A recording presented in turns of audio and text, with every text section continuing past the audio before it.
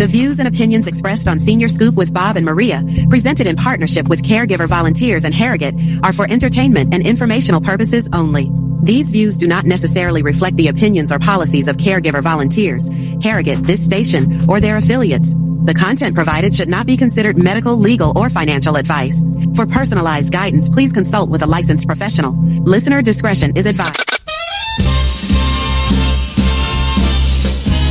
Time for the Senior Scoop with Bob and Maria. That's right, everybody. We are back. It is, what month is it? I don't even know what month July, it is. and it's going way too fast. It's July. It's the Senior Scoop. It's Bob and Maria, and we're going to have some fun today. We're going to learn about summer safety and a whole bunch of other things going on. But before we get there, how are you? I'm good. Yeah? I'm good. Did you? So you got away, you got to see the grandkids? Yep, I was away for just 4 days, but 4 days is enough. Yep. It's been, well, the weather here, I don't know if you know, so here in New Jersey, or as we call the New Florida, it's really amazing. The thunderstorms, I used to really believe in the weather bug, which is, it's an app that my friends fight about, the right weather app, and the weather bug would tell you by the hour, which is good, until this summer. Now it's thunderstorms possibly anytime, anywhere. I used to love thunderstorms as a kid. I used to sit in the garage and watch them. Now, forget it. I mean, the water. It is crazy. And with that, talking about summer and water, and we're doing safety tips today, right? Yes, we are. Summer safety tips. And you know what's great? We have 3 guests, and they probably don't even know that we're going to be testing them on their summer tip. No, we won't test all of them. No. Just Kelly. But no, we're going to be having fun. We got 3 great guests today. We have Dr. Eric Stander, we have Kelley Weidner, and we have Jackie McIntyre. A couple of these guys are from our, if you're from Toms River area, Community Medical right down there has been going through some major renovations. It's a beautiful place, and they do a great job. And I can't wait to hear when it's going to be done. Yeah, it's beautiful. I've been to a presentation where they showed the renovations and everything that they're going to be doing, and it's amazing. So I'm looking forward to seeing it and hearing a little bit more about it. Yeah, and then we've got now Kelley Weidner too is going to be coming up. She's also a board member for Caregiver Volunteers. I know. And there's some other stuff too about her that's going to be very interesting. I'm reading that right here. It's very interesting. Yeah, it's going to be fun. So, I think we should get to it. But before we do, okay, I got to tell you about my weekend. I got to tell you. So we've been in healthcare a while now. Yeah, so long time. We got to talk about UTIs, or what I call the devil, because these things, they possess people. My father-in-law, I didn't know he knew as many colorful words as he has said to me over the last few weeks. And so anyone who's out there, so listen, I tried to inform my wife. So I had that home care company. I learned this the hard way. And when I say the hard way, I mean, it was, I'll never ever forget some of the phone calls that I got with my mom just did this. And you'd be like, wait, what? So this, as you get older, and you know what, we'll talk to that doctor, Dr. Stanley. Maybe he can help us out with this. We're going to question him about this too. I don't understand how this infection can literally make you crazy.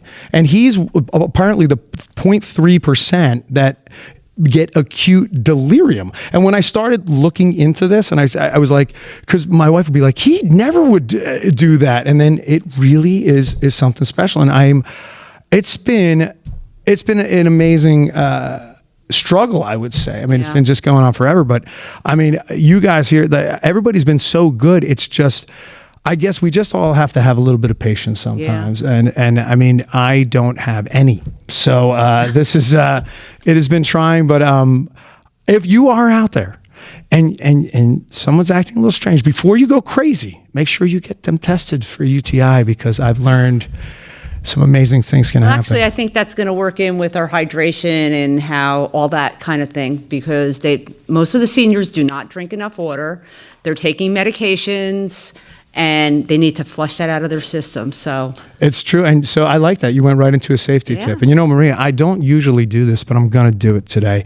I'm going to ask you a question, Maria. We're going to start off with the game right now. I love it. That's right. It's game time. That's right, Maria. So putting you on the spot. Remember, this can be edited, possibly, but maybe not. I usually get them though. You're very good at this, but let's find it. This is a fun one. Sun protection. What is the minimum recommended SPF sunscreen for anyone over the age of 65? This is interesting. Give me a choice? Sure. 30, 31, 30, 40, or 50 SPF. What do you think? 50. 50. You're so close. Just say a different number. No, 40, 30. So it's 30. So they say 30. And did you know that 30 SPF actually blocks about 97% of the rays? 97%. So is that how that works? I guess the 30, and I think it would go the other way because I thought the higher number was more. And they say that it's just because the way that the skin takes in the sun as you get older, you want to be kicking up. Now I need 50 on my nose or else it's going to come off anyway. But so sunscreen, definitely big thing, especially in the new Florida, which we call New Jersey here. And we're going to be right back. We got to get Kelley up here. We got to get this thing going. Welcome to the Senior Scoop, everybody. We're going to be right back in just a minute. You're listening to the Senior Scoop with Bob and Maria. Thanks for joining us, and we will be right back.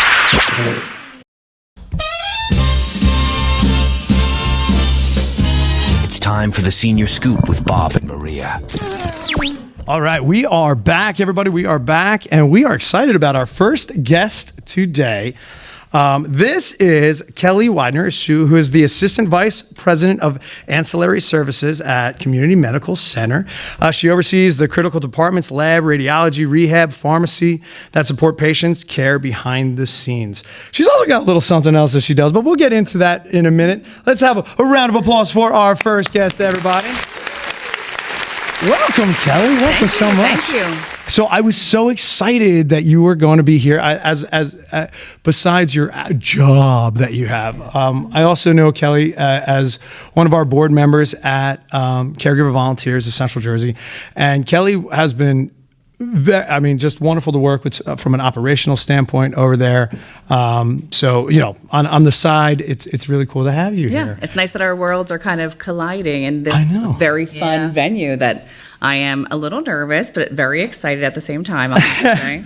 Well, welcome. And you know what? Listen, I was nervous that I was going to mispronounce your title, to be honest with you. It's okay. You got to tell me, so what is this? And so what do you do? What are you overseeing? We love that. We love that question. So basically, I think it's just a fancy title for the administrator for the clinical operations for the facility. So I provide administrative oversight and support to, like Bob said, the laboratory, the pharmacy, radiology, women's imaging, diabetes education, our rehab services department, everything from recruiting, how do we increase volume, we're very focused on patient satisfaction, employee engagement. We do have leaders in all of those departments, but my job is to really ensure that those leaders are fully supported to manage their teams as best as possible and to, really deliver the best quality care for our patients that are coming in for services. Wow. That was, you do a lot. Yeah, in a nutshell. There. And how long have you been there? It'll be 20 years. Oh, It'll be 20 years. Wow. So in this role, probably, if my math is correct, I would say about 6 years or so. The majority of my time has been in the safety and regulatory worlds at the hospital. Oh, some safety, eh? It's interesting because here we are in safety summer tip That is mode. Maybe very we can true. Get a tip from you. But before we do that, I'm always intrigued with healthcare, especially. So what got you into this? What was the moment where you're like, 20 years, you've been at that hospital, so you've been at the hospital? Yeah, I was regional. So, to go back to your original question, I don't think it's as exciting of an answer as people might be hoping for. It was honestly, a very long, my mother worked at the facility. She worked at community, and it was one of those, I wasn't exactly sure, what work I wanted to do when I was in college. Speaking with my mom, who I would, bounce everything off of, it was, we have a lot of opportunities at the medical center that aren't, physician, that aren't nurse. Get your foot in the door, see what type of business avenues could open up for you. And honestly, that's what I did. So I started in a customer service rep capacity. It was a regional role for many of the systems facilities at that time. And slowly but surely, I just had a lot of really great opportunities that came my way. I was regional for like I said, the majority of my career, and I was very fortunate to be given this opportunity to come back just to community medical center in this position, and it's been great ever since. Oh wow! Can I ask you a question? Sure. So it's kind of funny too. When I went through some stuff when my mom was sick, and then now my father-in-law and even my dad. And one of the things I hear a lot, and one of the things I'm intrigued to know what your view is on this, because I know that it can get in the way a lot in hospitals, but the world has changed a lot, and I know that we're always probably going to be in a nurse shortage. It's just the way it is. What are your feelings on patient advocacy when it comes to family members and so on and so forth? Like when we were, and I will say it wasn't at your hospital, but most recently I was talking to Maria about this, and so with my father-in-law, for instance, when this first stint in, they knew that the medicine wasn't working, right? So they changed it, and then it was. Then when he comes back to the same exact hospital, they put him on the medicine that wasn't working. Now, I'm not mad at anybody. He came in on a weekend. I know weekend staff is completely different. But what are if you had a family member that was going into your hospital, right, or any hospital, what is your feeling on patient advocacy, and what's the right way to handle it from a family standpoint that doesn't want to intrude? I would say, so my opinion, I think, aligns with our stance from the leadership team at Community Medical Center. We welcome it. We encourage it. No one, if the patient isn't able to advocate for themselves, no one would do a better job than a loved one, a family member, or a friend. I would say never, ever feel that you shouldn't speak up, never feel that you are getting in the way or being a burden, or, never have those types of feelings, because at the end of the day, we're advocating for our loved one. We actually teach a class. I just taught it the other day, so I think it's really top of mind. We teach a class to all of our new orientees that come to the hospital. We talk about our safety journey. We talk about being a highly reliable organization, and we go through this exercise where we make them talk about what we call a picture person. So the purpose of the exercise, we don't want cell phones out when we're teaching orientation, but we ask them to take it out.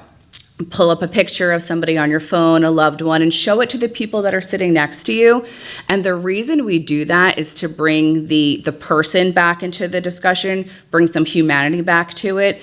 So no matter what your position is at the hospital, whether you're, direct patient care or supporting patient care, we never want to lose that human element. So we don't want people to be looked at as patients. We want them to be looked at as somebody else's picture person. So somebody else's person that, that they love, that they support, that they want to take care of. We each have that for ourselves. So we just want to make sure that we're bringing back that personal aspect to it. So people are just never looked at as like a number or just a patient. So, it sounds like what's nice is that there are people behind the scenes that their job is to work on this. And that's really cool to know. That change is out there. And speaking of change, so tell us about this hospital. It has been, so how long, when did the construction start? What was the goal? What's going on over there? So there's a lot going on. So I don't know if you've been to Community Medical Center in the last couple of years, I'm sure you've been impacted, whether by construction, whether by parking changes, by entrance changes. So it's been a couple of years now. We refer to it as our master plan. It is no small feat. It's basically a 4-phase. I used to call it like a multi-million-dollar project, but it is multi-million, probably approaching like the $1 billion mark at this point after COVID, with just the inflation and the increase of all the prices of everything. But it's really exciting. I have to say, as someone who's been there for a very long time, it's exciting. It's re-energizing a lot of people within the facility to see the really great changes that have already taken place and a lot that are set to take place over the next couple of years. So we're looking at it, in 4 phases. Phase 1 is already complete. So phase 1 were some of those smaller medical office buildings that were on the property closer to Route 37. The hospital was able to purchase those for the sole purpose of demolishing them because we needed that actual real estate. So we were able to purchase those buildings, knock those buildings down. Also our 40-ish something year old parking garage, the original parking garage, that has been knocked down. The new, it's just slightly over 700 parking spaces. The new garage opened earlier this year. It's beautiful. It's open, it's free. That is for all of our patients, all of our visitors. Anybody coming that's, visiting the medical center. There's also a lot of enabling work that was going on behind the scenes that, the public might not see, which is really supporting some of the future phases. When we look at phase 2, which is what you would see presently. We're presently in phase 2. We're doing a lot of work, what we refer to as a central utility plant. So we refer to it as the CUP. So the central utility plant is basically, right now, the heart of the facility, which lives, the boiler room lives in the bottom floor, kind of, I would say, so like landlocked with a whole bunch of other departments. It has our boilers, it has some of our chillers, it has a lot of our equipment that generates power, that generates heat, cooling. That is going to be completely undersized for the new expansion. So instead of just expanding in place, because there really isn't that much real estate to expand in place, they're building a freestanding utility plant, which will be outside, similar to the footprint of where the old parking garage stood. Oh, wow. So that'll be extremely exciting. The other work that's going on right now, we have an expansion of our labor and delivery unit. I don't know exactly how many beds that's going to be adding, but it's going to add a significant amount of beds for our moms and their families upstairs on labor and delivery. And we're also doing the initial designing and planning work around the full redesign of the radiology department, which is imaging, and our radiation oncology department. So very, very exciting for the leaders in those areas. Go ahead, Maria. Is that moving from downstairs, going up, or they're just... So there's going to be, it's a very good question. Yeah. In the future master plan, there will be a cancer center, which will be on the first floor. Mm-hmm. The current, this will be years from now, but the current main entrance to community will actually be the dedicated entrance to the cancer center. So in the future, a lot of the oncology services kind of relocate. Our goal was to bring that to the front of the facility. So we have dedicated parking and a dedicated entrance for those patients. So you don't have to traverse all the way through the facility. Yeah. I would say phase 3. So we're presently in phase 2. We probably have another year and a half of this phase. Phase 3 will start in 2026. That will be doing our final designing, final work for what we're calling our new surgical tower. So that's the brand new expansion of the medical center. It will be a 350,000 square foot facility. Wow. It's large. I know you were saying that you came to the medical center for a presentation, and I wish we had them. Maybe we can share them, but the renderings showing the initial designs are phenomenal. Wow. It's exciting. It's beautiful. Mm-hmm. It's something I believe that the patients in our area have deserved for a very long time, and quite frankly, even our employees deserve it too. So it's going to be great all around.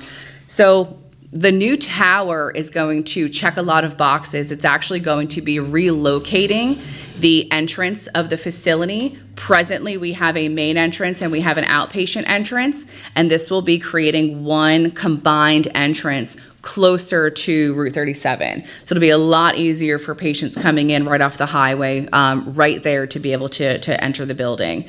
It will have new dining facilities for patients and for visitors, as well as our employees. Wow. The majority, not all, but close to all of our outpatient services will be relocated into the new tower. We will have a fully brand new surgical suite with about 15 new surgical rooms, also with some hybrid interventional radiology rooms in the surgical platform. And then lastly, all of the rooms, all of our ICUs will be relocating over there. But the benefit, not really so much the benefit, but the wonderful piece to this is that everything will be private rooms. Presently, the majority of our rooms are double occupancy. We have some on labor and delivery and on the ICU that are single beds, but this is really just ensuring that our patients have the best possible experience. And I think we could all agree that when we're sick and not feeling well and probably grumpy, the last thing that we want is a roommate in our room with us. So that's just, moving into the future, it's really going to be a phenomenal place to seek care and to provide care as well. And then, go ahead. I'm sorry, I have another question. Yeah. With all this expansion, I know that you're recruiting physicians. So can you tell us a little bit about that? Definitely. So we have, we're very fortunate. Our chief executive officer, Patrick Ahern, as well as our chief operating officer, Aaron Hajart, they're putting a lot of emphasis on building, programs that really fill the needs of what our patients are asking for, and patients are in need here in Ocean County. So we don't have to go, far from home to get the types of services that we're looking for. One of my colleagues who's in the audience, she is also very instrumental in bringing in new physicians and developing programs. So we have a lot of emphasis in, the neuroscience, also for cardiovascular services. We now have a dedicated Healthy Lives program. So we have heart failure navigators that are in the facility really looking to support those patients, when it comes to heart failure, so we don't have readmissions coming back into the emergency department. We want to help people stay healthy at home and give you the tools and the knowledge to do so, but also have that resource from the medical center that is working alongside with you to make sure that you don't have to come back unnecessarily.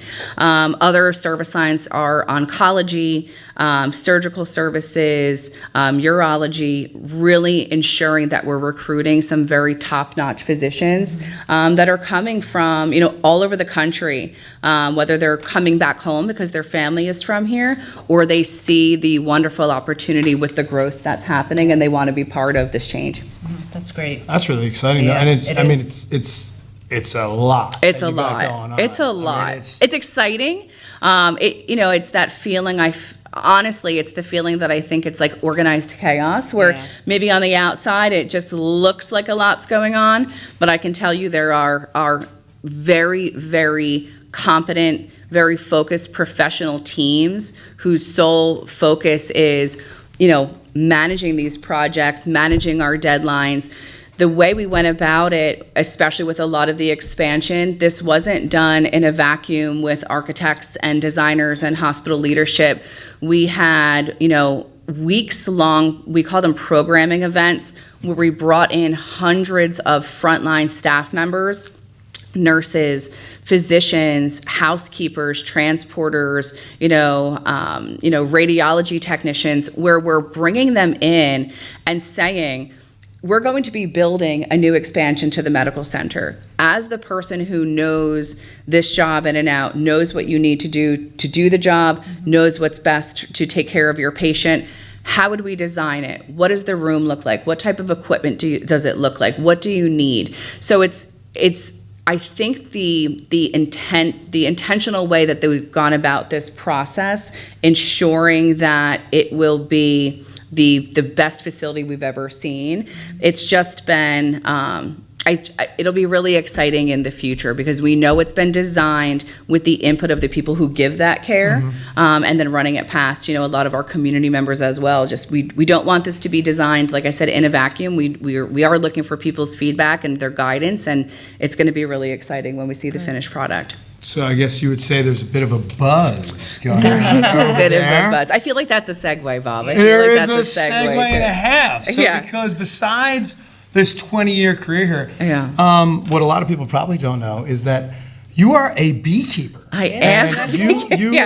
And you have some amazing honey. I mean, it was crazy because I learned this last year when you were kind enough to supply us with the honey for our volunteer appreciation dinner.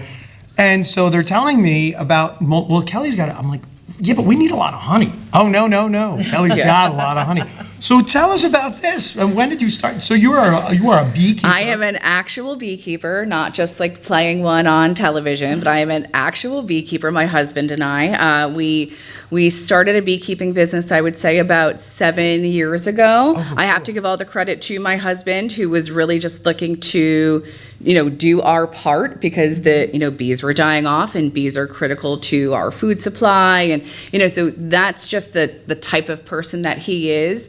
I think my initial response was more of, this is insane, and I don't know why we would be even having this conversation. And fast forward 7 years now, we have a really great company that's, continuing to grow every year. We have several hundred beehives across Ocean and Monmouth counties. We have a lot of great partnerships with some, small farmers and also some larger commercial farmers, where we place bees on their land. We don't charge a fee. We don't, no money exchanges hands.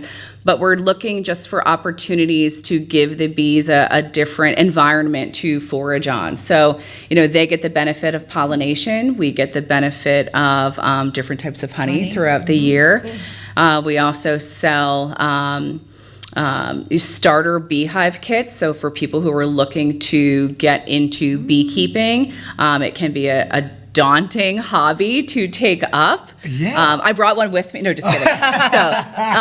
So our goal is to, if people are looking, there's a lot of places where you can buy a package. I think even online you can just buy something and it gets shipped to your home. We're trying to take a different approach, where if you purchase something from us, that you're getting the education and some of our lessons learned, maybe that we've learned the really hard way, that we can share with people moving forward. How many times have you been stung? Oh, it's a lot. Yeah, it's right? a lot. I mean, I would say hundreds and hundreds. My husband's probably thousands. Wow. So, he'll come home on a typical weekend and maybe he'll be stung between like 50 and 100 times, and that's just like your typical Saturday. So I don't know what that math turns out to be, but it's a lot. It's a lot. I'm just thinking about this conversation with me trying to get my wife involved in a beekeeping business. I just can't imagine saying to Lisa, so listen, I got an idea. We're going to do this beekeeping thing. And then after she said I was nuts, to actually get her to help me do this as well. So you did like the smoking, you got the suits, the whole deal? We do the whole deal. Oh, that's we awesome. do the whole deal. And it's funny, I think when you first start out, you think you need the whole deal to be safe. But honestly, they're very, very gentle. And, I don't know if it's true, but I feel like they stings. 1,000 stings, you're saying. Gentle stings. Gentle stings. Gentle stings. That's over 7 years, Bob. That's over 7 years. I love it. But you have to remember, like their whole goal is to just protect their beehive, so they're not. And a bee can only sting once and then it dies. So like they're not like a yellow jacket or a wasp where they're going to come after you and sting you over and over. But it is really fun. It is an oddball, I think, hobby that not a lot of people realize that we're in, like once we start telling them, and it's grown from hobby to basically like a second or third full-time job, but we love it. Where can we find your honey? Like what's the name of it? The name of our company is Garden State Apiaries. Okay. So you can find us online. You can give me a call. I would say give me a buzz, but that's a little bit too on the nose. Too on the nose. So, but it is exciting. And you know what? I'm just lucky because it's something my entire family has, supported us with, and they help us with different aspects of the company as well. Well, listen. Before I of course I want to give you a question, but before that, especially with your history, can you give us some safety tips? What would be, it's summertime. Our theme this month is our summer safety tips. You got any words of advice, any safety tips for our guys out there? Let's see, I don't want to steal Dr. Stander's thunder. I would say from my history, when I was in our safety and our emergency preparedness department, one of the biggest things that we would always tell people is looking at different emergencies and having a plan. So whether, we're coming into, I would say in like a little over a month and a half or so into hurricane season. So just have a plan. It doesn't have to be a, 30-page double-sided novel, but it could be that check sheet of We have flashlights, we have batteries, we have phone chargers. We keep some emergency money around. We have water storage. You maybe have a communication plan with family members. Taking into account possible medications that might be needed. So just have the plan. There's a lot of, I believe, and we can cross-check it, I believe the website is ready.gov, is a lot of really great resources for different types of emergencies, not so much just hurricane, but different types of emergencies where I think just some simple review ahead of time would pay off definitely if you were ever to have to be faced with a significant emergency. Also, and you know what? It is funny because you think you're prepared and you're just not. Mm-hmm. I mean, and Batteries. batteries. Oh my gosh. Isn't it funny every time like the power goes out? I swear, I when the power is on, I know where every single flashlight is in my house. I know where they all are. Power goes out, I have no idea. Nope. They're gone, and everybody takes them. All right, so we got a question for you. I promise it won't be that hard, but it is officially. It's game time! That's right, it's game time, and I'm gonna start. I'm gonna go with bug protection. Bug protection. Protection. What Okay. disease can be carried by a mosquito that seniors are especially vulnerable to? Is it Lyme disease, West Nile, Zika? It's just one of those three. I'll make it easy. Lyme disease, West Nile, or Zika. My answer will be West Nile. And that Mark? is correct. You got the correct answer. Yes, older adults are more likely to have serious complications from the West Nile. Fun twist, citronella was once used in perfumes, just to let you know that. Very interesting. Yeah, that wouldn't I work might have to change today. perfumes really. now. Yes, I'm going to tell you. But thank you so much, Kelly. Thank you for coming in. Thank you for all that you do. And one other, just side note. Sure. Caregiver volunteers, the hospital was our first, basically landlord, and they gave us that space for free for so many years. And we really appreciated that then, and I'm really excited to see everything coming around. I mean, I was in there when we met, and it's a beautiful place. What I saw was beautiful.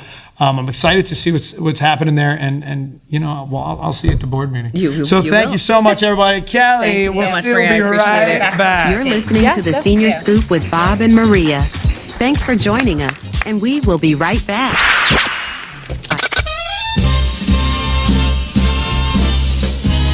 Time for the Senior Scoop with Bob and Maria. All right, everybody, we are back, and we are back with our next guest, Dr. Eric Stander. He is the Vice Chair of the Emergency Medical Medicine at CMC. He's got 30 years experience, and we're going to get into some of the stuff, the cool stuff that you've done. You've been on the Medevac team. We were just talking about the EMT. So how long have you been at this hospital? And before we even do that, give him a big round of applause, everybody. Our doctor is in the house. So you got to tell me, I mean, we just had Kelly in here. We're learning a lot about the hospital. 30 years in the field. How long have you been at community? So I'm hitting 6 years. I came in, I think I brought COVID with me. Thank you. I came in, opened the doors, and COVID was there. But yeah, so I came in back in 19, right before COVID hit. Wow. And so now we were just talking off. How did your journey start? How did you get into medicine? How did this all happen for you? So I kind of grew up an adrenaline junkie. Started with any of these things, like every other kid. I was a lifeguard and really enjoyed that. Went into EMS. We had a student-run EMS department at Rutgers that I became one of the founding members of. Went back to med school. Just enjoyed medicine immensely. It's just very, very, what's the word? It helps me because I enjoy helping people. And that's really how I grew up. So being in medicine, I get to be scientifically, academically, emotionally invested and involved in understanding things. And I get to do things that make me feel good by helping you guys. Were you always a problem solver? Always. You like that, the quick, it just focuses in and you can start to see and break it down, and that's almost relaxing, right? Yeah. My undergraduate degree was in engineering. Okay. So yeah, I love breaking down problems and building up solutions. Absolutely. Wow. And so walk us through a day. What's a day in the life of Dr. Stander here? So, I wear two hats at the hospital. So clinically, I still work. Came up here to help build the residence program. that, also started about 4 years ago, 3.5 years ago. We finally got it off the ground. So to train the young minds, trying to get them to, I basically keep saying to the gut residents now at this point in my career, I need you to be good because I'm going to be laying on that stretcher soon. Yeah, right. But I enjoy training people. So teaching them how to be good doctors. And then, but a typical day in the emergency room is, basically chaos. It's a lot of fun. It's a lot of unfortunately sick people, that come in. But the good news is most of the time we can make people better. So that's really what's important. So you're running around, you're seeing patients, you're helping. The joke we say, we're stamping out disease and pestilence at every turn. Yeah. It's crazy though. I mean, I'm just wondering too. I mean, because when you enter into a hospital and you go to the ER, right? First off, it's a fact-finding mission, right? So let's find out what, first of all, and there's always 3 or 4 sides to every story. So trying to sift through to find out what is actually at play. And then once you find out and you've decided they're going home or they're being admitted, if they're being admitted and they go now to another part of the hospital, what's that handoff like? Because you've been that person's key source of just, in a lot of cases, hope, right? I'm in here, I don't know what's wrong with me. This doctor, I've never met before in my life, is telling me these things, and then I'm almost handed off to another team. And I guess it's probably because I'm going through this myself, but I'm just intrigued then how does that work? And do you even get a chance to even look back on those people at the end of the day? Or is it just, you got to keep just going forward? I always like to look back. I always like to see what happens. I always talk to people about when you come to an emergency department, we're going to do the best with the information we have at hand. That information does change. More information comes out, things get disproven. So what I always try to do is get as much information. And then you talked about the handoff and piece of it, so I don't go on a mile long tirade about the whole thing. Our goal is to collect as much information, as appropriate information as we can for what's going on at that moment. And we, just like you were asking Kelly earlier, we also as ER docs are trying to be your advocate as well. I do warn people, and this is something that I'd like to just continue to reinforce, is that in the emergency room, we are trained to look for the worst case scenario. Sure. We have to. I can't say, yeah, I know your chest hurts, it's fine, go home. It's just because you got a little tickle in your chest and you're coughing. I've got to make sure your heart's okay. I've got to make sure that your esophagus, I'm not going to go through a whole medical dissertation, but I have to make sure that, again, if you take it in a very lighthearted way, my job is just to make sure you live till you see the next doctor. So my goal is to collect as much information I can, communicate it as best, and be the advocate for the patient. Because another thing that you guys don't see, and we'll kind of pull the curtain back a little bit, ER doctors, just like you guys, we're there in the real time. And physicians, and we all know this, everybody, not just our job, every job is busy. And I'm an unscheduled interrupt for everybody. Interesting. So the physicians who we're receiving are busy doing what they're trying to do to take care of their patients, and I'm interrupting them. So the goal is that I need to, communicate the information effectively, efficiently, and then also be the patient advocate and say, yeah, I know you don't think that it's this, but we have to make sure it's not. And so you've got a moral code to yourself, and then you do understand that you are adding more to other people, but you also understand that there's a family that doesn't know what's going on. I want to kind of ask you one of the questions I kind of asked Kelly, which is, if it's your family member, all right, and a lot of this program we talk about, our generation and helping our parents, and what would your safety tip for your 40s, 50s, 60s, taking care of their parent falls, they know that they're not probably going to give the right information to the emergency room. What are the quick points? What are the things? What should every kid have so this can just go a lot smoother? First and foremost, a current list of active medications, current list of active physicians, healthcare problems. Because if you can give me that information quickly, that summarizes a lot of things. One thing I noticed even with my parents before they passed, they have a son who's a physician, so they just assume that I knew everything about them. Yeah. And yet their doctor changed their medications 4 times. Right. And I'm getting on the phone going, hey, Joe, what did you change my dad to? Yeah. But making sure that you can maintain a good current history of medications. What's been happening over the last 3 to 6 or so weeks, for an acute event, most of the time you don't have to go back 10 years. really what we need to know is what's been happening over the last several weeks. Like you talked about, how people get delirious with urinary tract infections. Well, there's a great key piece of information to use it just to tie it all together. Yeah, Dad over the last week or two has been just getting more confused, maybe a little combative. He's just not himself, right? Because people come into the emergency room, especially they'll be brought in by ambulance. There's no family with them. The patient unfortunately can't speak for themselves or advocate for themselves. Or, yes, I understand this well. I wrote it years ago about things in one of my lectures with residents.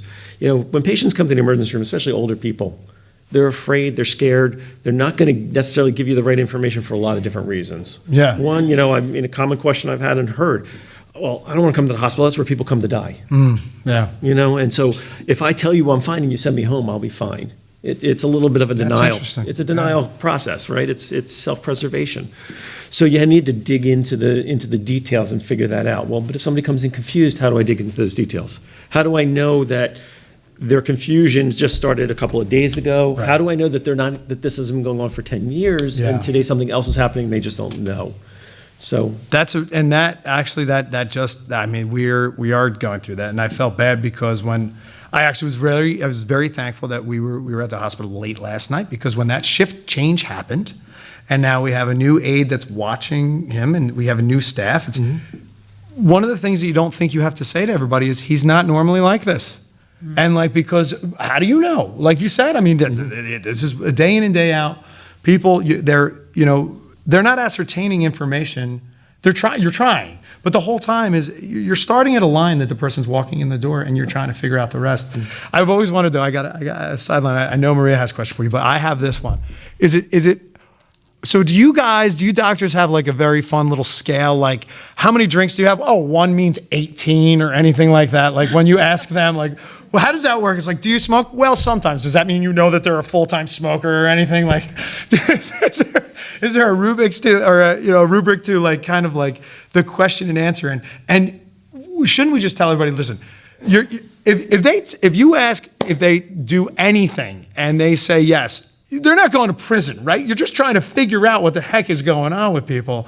Because my father's the worst. I'll be in there and the doctor will be like, so do you drink normally? And I'm going, He's like, well, not normally. I'm like, Dad, the time you're sleeping doesn't count. All right, seriously. So I'm always wondering if there's like that code where you guys know, like a police officer, I only had one step out of the car. Like, is there, how's that go? No, absolutely. Look, I lead with, and this is after many, many years of getting wrong answers, I lead with, I'm not here to judge, I'm here to help. Yeah. And so whatever you tell me is going to help me. Yeah. Sometimes I will get an honest answer. I still don't necessarily. So yes, I refer back, and I can't use this reference anymore with the residents because nobody watched Happy Days. It's still coming in as a resident anymore. They weren't alive. Oh man! But I still remember the episode when Richie comes home drunk and his father said, "How much do you have to drink?" 1 beer. Yes, 1 beer. So yes, I always remember back to that. And so my honest answer is exactly as people say it.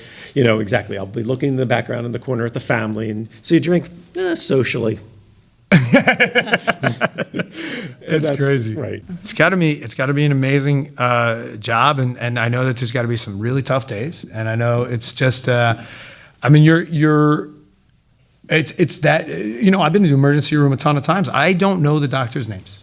And those are the people that got me where I needed to be, because then the other doctor, like you said, I come in, I'm in emergency room mode. You guys calm it down and give that information to the person that then treats us. And so I think that, I will tell you, I think that you guys are amazing. I don't know how you do it. I don't know how you keep it straight. And I also don't know how you do it and don't get that burned out. Because it's got to be just. It becomes a choice, and every segment of medicine has its own personalities. Even to the point that we were in medical school, me and a couple other guys were standing there. It was 4th year of medical school, and we're looking around going, surgeon, psychiatrist, oh, that guy bouncing off the chairs and can't keep still, ER. Okay. Oh, yeah. It's high adrenaline all the time. It's high adrenaline, and it just favors ADHD. Yeah, for sure. That's funny. Marie, you have any questions for our doctor here? I just wanted him to talk a little bit about hydration. It is so important. We have hydration stations all over Harrogate for our residents, but still, I know my own mother, She takes 5 or 6 pills. She's 96. And I said, Ma, you're not drinking enough water. I had a sip.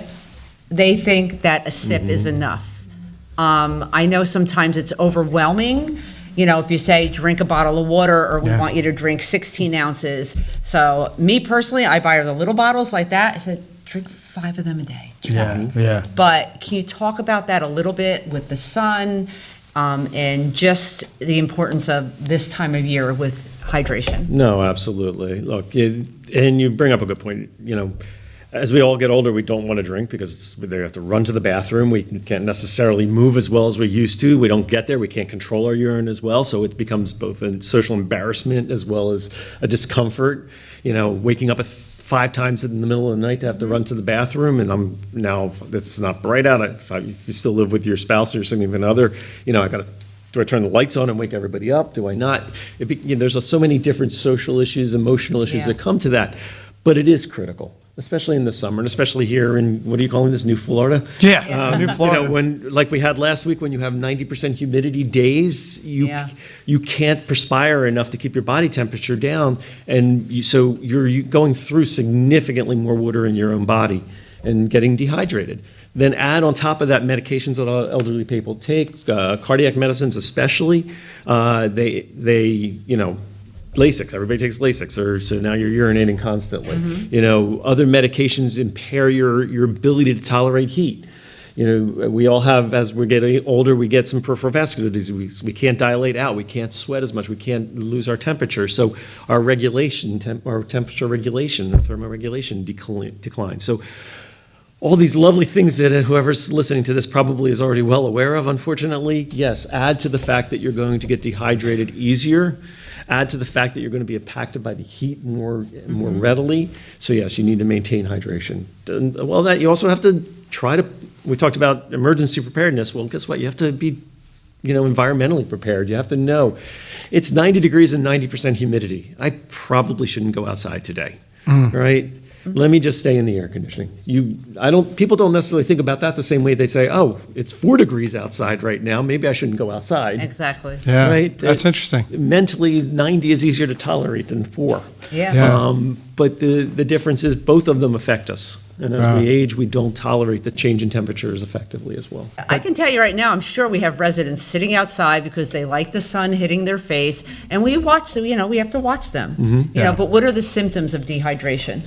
So initially, the first things you're going to feel are just a dry mouth. If you have a dry mouth, you're already dehydrated. Next thing you're going to feel, if for dehydration, you may feel a little lightheaded, you might feel a little weak, you might feel a little tired, you might feel a little short of breath.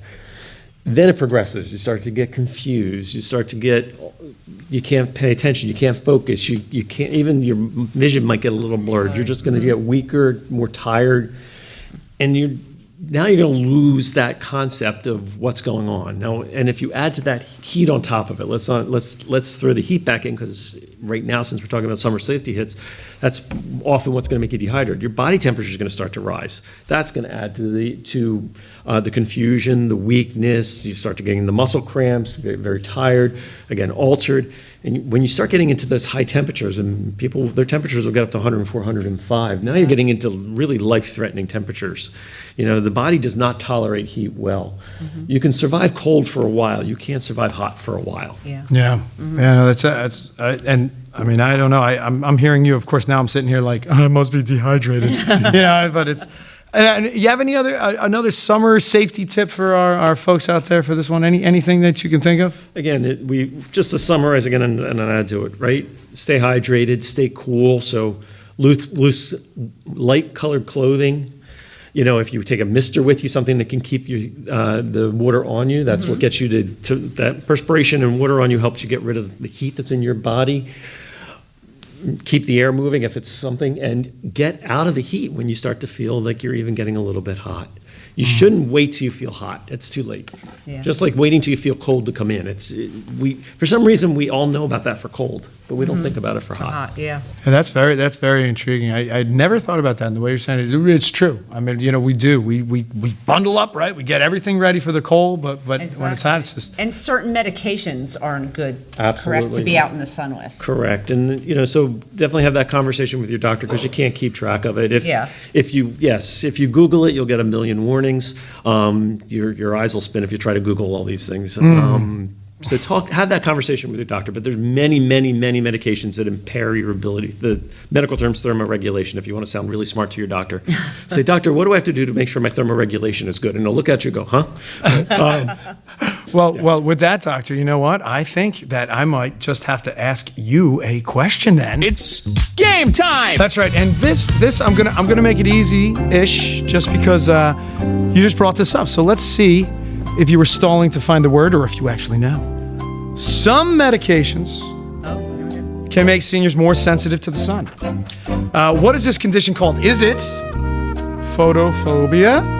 Is it photosensitivity? Or is it photo fatigue? Doctor, don't worry. We're all going to judge you. What do you think? Well, interesting. I could be very annoying and say it's all of the above. Oh, damn it. However, your question specifically would be photosensitivity. Yes, it is. And the common medications like antibiotics, blood pressure pills, and even ibuprofen can cause sun reactions. And in seniors, even quicker and more intense. Doctor, this has been a pleasure. I really appreciate it. I hope that you can come back to. I would love to learn more about. I know that you worked with the helicopters, the medevacs. I mean, I just think that the ER is a maddening place. I mean, we've all seen the television shows, but the reality is that you have people's lives in your hands every single day, and that's such a responsibility. And like we said earlier, you also, you have a life. You are a human being. You are dealing with people, and you have to sift through all that stuff while also dealing with the medicine and the science. And so, gosh, I know where I'm going next time I need the ER, and I appreciate it. And if you can give me your hours, that would be even more helpful. Thank you so much, everybody. We'll be right back.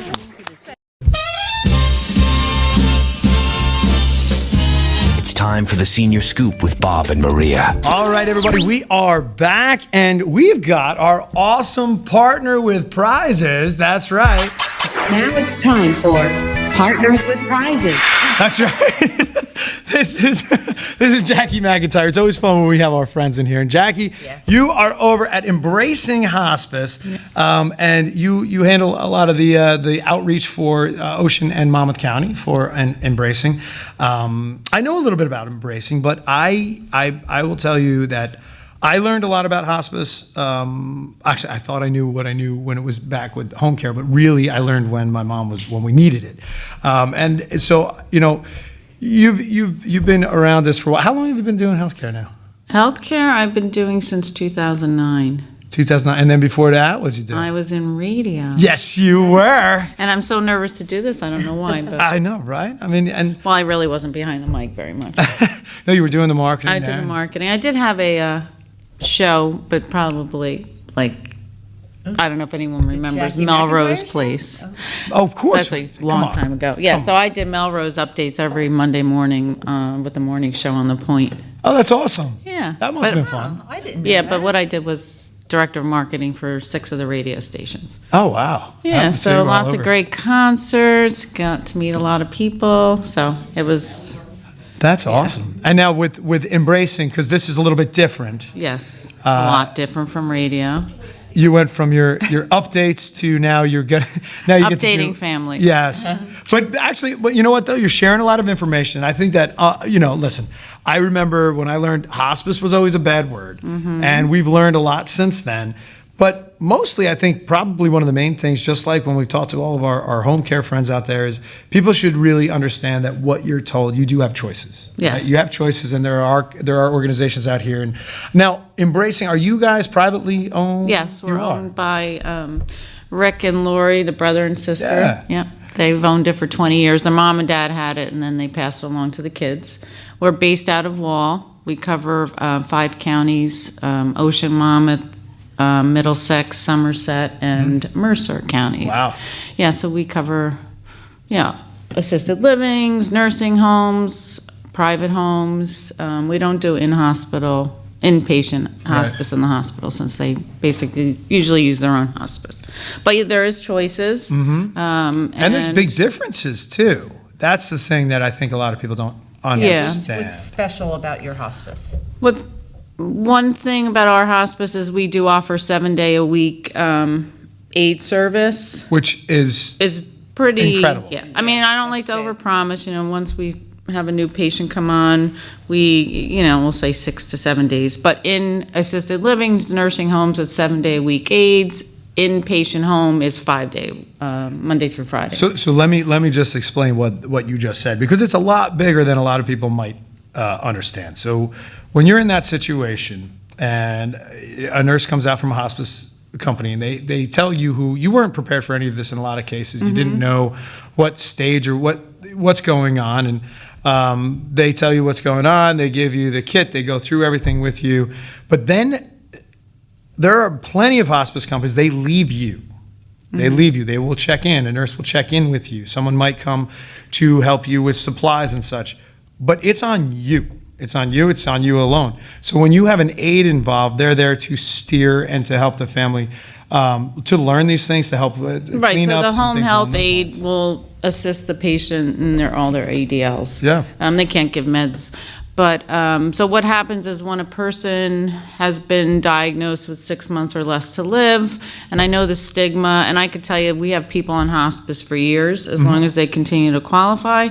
But there is that stigma when someone hears hospice, death, preparing someone to die, morphine, but it's not how it is. Yeah. And sadly, people wait too long to make that referral or to decide that they want their loved one to have hospice services. So they're missing out on so much, because sometimes we do get a referral for a patient who is just days away in their, late part of their journey, where if the people would understand that hospice is such a wonderful added care to what they're already receiving, especially like in assisted livings, or their doctors aren't going to change. They're going to receive everything that they're already receiving. It's just an extra care, an extra set of eyes, and there's a team that's assigned to.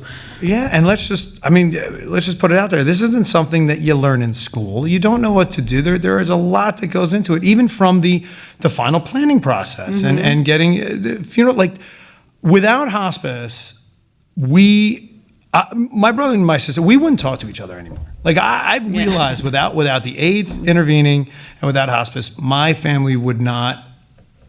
We probably wouldn't. We're all Irish and stubborn and all think that we know the right way. And you know what? That's a disaster when you add stress and you add family involved. And so even that planning of, okay, now to be able to be with my mom, to be able to understand and be able to mourn, and also like, none of that happens without hospice, Right. because You're all of those preparing. questions you're preparing, and you're using the internet, and you're trying to figure it out, and you're going off of just a friend who's trying to be a friend and went through it, but doesn't all remember all those little things. So So Jackie, let's just cut it down. You got a parent. You're in the hospital. Will someone come to you and say that this is time to look into this, or should people look into it themselves? How do you navigate it? Well, they should look into it themselves, but the doctor basically needs to be the one who's going to write the script for the hospice of Allen Treat, to whatever hospice company that they choose to go with. So the doctor basically will look at the overall picture of someone's health and then decide if they feel that they have 6 months or less to live. Listen, no one knows except them being upstairs, so it could be weeks, it could be days, it could be years. So once that happens, then they call Embracing Hospice. We come out and I meet with the family. That's what I do. So I meet with the family, go over any questions they have, and yes, there's a lot of different dynamics with families, and the son may agree with it, the daughter might not, so you have to navigate through all of that. But basically, once they sign over, and it is covered by Medicare, so there's no cost to the family. And it really is just a wonderful benefit to assist with families, especially home patients where they don't have the around-the-clock nursing, and they get that extra support from us. And then, again, we assign them a team, so they have an RN, they have a chaplain, a social worker, and then that aide that comes in. So they have access to us 24 hours a day. What's the difference? I always hear palliative care, Well, hospice. What is the difference? Palliative care is basically a stepping stone to hospice, and if someone wants to still seek some form of treatment. So on hospice, we're just strictly comfort care. Will we make someone suffer with a UTI, say? No, of course we're going to give them medication still. Will we give them their cholesterol meds? Probably not, because that's deemed to be curative. But palliative care will allow pain management, but will also allow them to seek treatment. And then if the family decides, we don't want to do dialysis anymore, or we don't want to do chemo anymore, then they step up to hospice. Oh, wow. Yeah, it's tough to navigate, and I think that the hardest thing, from you being here and Kelly and Dr. Sam, it's when you're in it, and when you're not, it's not something that you learn. It's not, your family doesn't teach. Like I learned how my lawnmower works from my dad. Well, I didn't learn how end of life works from my parents. You know what I mean? Like you don't. So you do need experts out there, and there's a lot of misinformation. I think that's why I opened with you do get to choose your hospice company. Oh yeah, there's a choice wherever you go, and also with hospice, the equipment, the supplies, incontinent products. Your Medicare benefit pays for all of that, so it really is helpful to the families. What's the number one pushback when do you ever go through that where you go to talk to the family and someone's saying we don't need it? Because they just feel like, okay, well then you're just, I hate to use the, mom, dad's going to die then tomorrow. Or, and the other thing with hospice is you can sign on to hospice and then maybe a week later you decide, you know what, we want mom to get more PT. You can revoke off a hospice and 2 months later come back onto hospice. So it's not like once you sign on for hospice, you're done and you have to stay. I don't understand why anybody wouldn't do it. Right? No. Well, and not only that, but anything that you get a script because for. it's scary. I mean, that word hospice is scary. Everyone thinks, number one diagnosis generally is cancer, but now with neurological diseases, you have ALS, and you have Alzheimer's, senile degeneration in the brain is one of the most prominent diagnoses now, which we see sadly. So. But I'm sure the numbers are ridiculous. I don't know if you could even tell me, but I remember, I don't know who I was talking to, like they had a client that was on it like 6 times, like you coming on and off and on and off. My longest patient is 2.5 years that's been on hospice.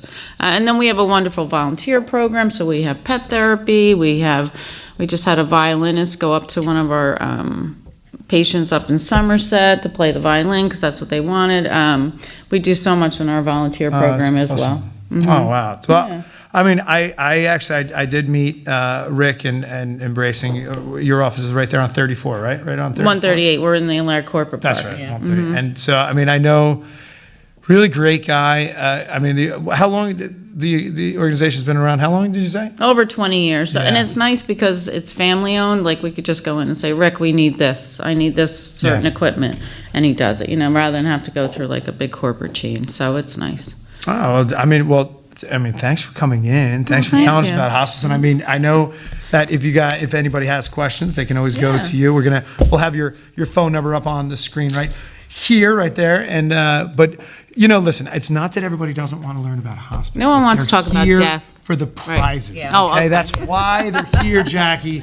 So what did you bring for our friends out here? I brought a $50 American Express gift card. Whoa, American Express gift card. You can spend it anywhere, even on Amazon if you want. It's great that way.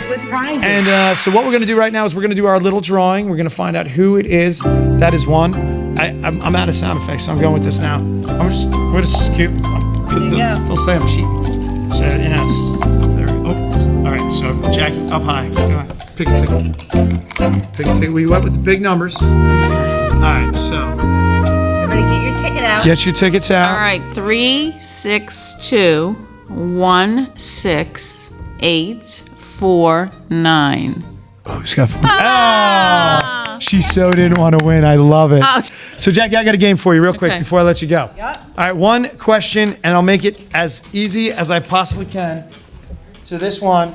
So it's the game time. If you get this wrong, we don't put your number up. We put a different hospice company's number underneath yours. That would be amazing. All right, here we go. All right, so this is for our tips for our senior safety tips.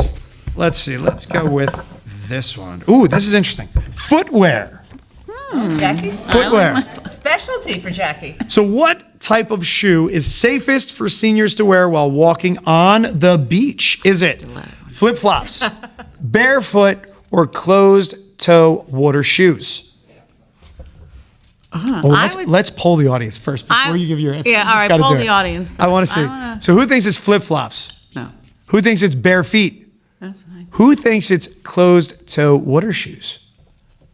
So what do you think, Jackie? I'm going to go with bare feet, but then I'm thinking close to bare feet. Well, you got to pick one. You're going with Bare feet. bare feet. And is she right?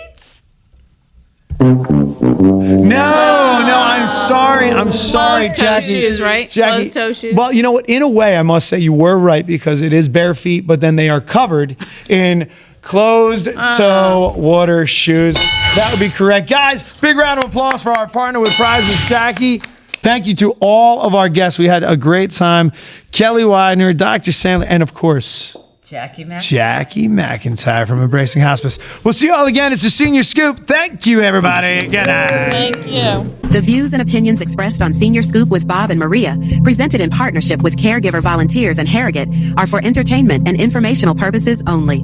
These views do not necessarily reflect the opinions or policies of Caregiver Volunteers, Harrogate, this station, or their affiliates. The content provided should not be considered medical, legal, or financial advice. For personalized guidance, please consult with a licensed professional. Listener discretion is advised.